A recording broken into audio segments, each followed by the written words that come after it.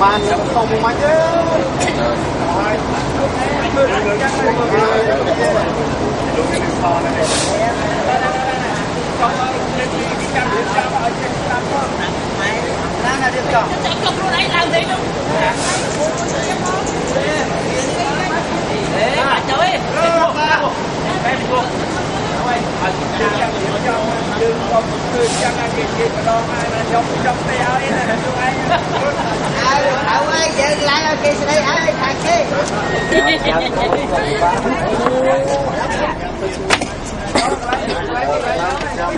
lại nó tục ăn cũng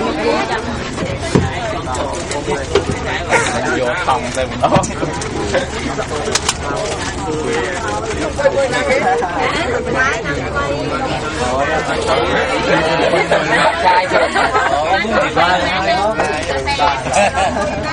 chân hiến xong ra nó mua sát đi không phải cái mấy con chơi đồ ấy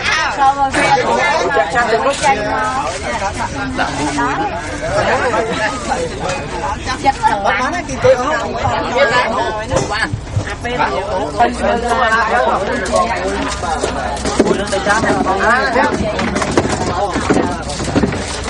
bên đây nó gói ấy tôm muối rồi ông tao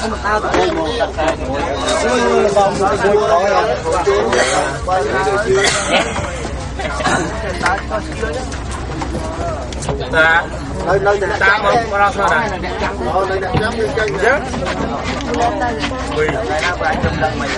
còn cái người ta để trong tay cái dàn ta nào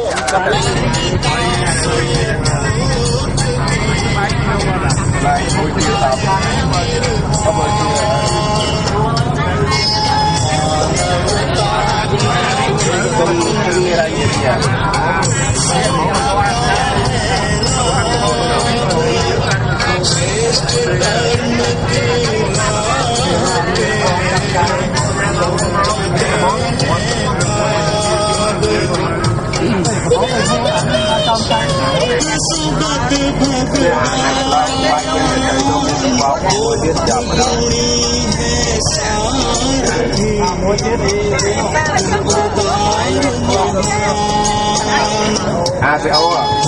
na ghê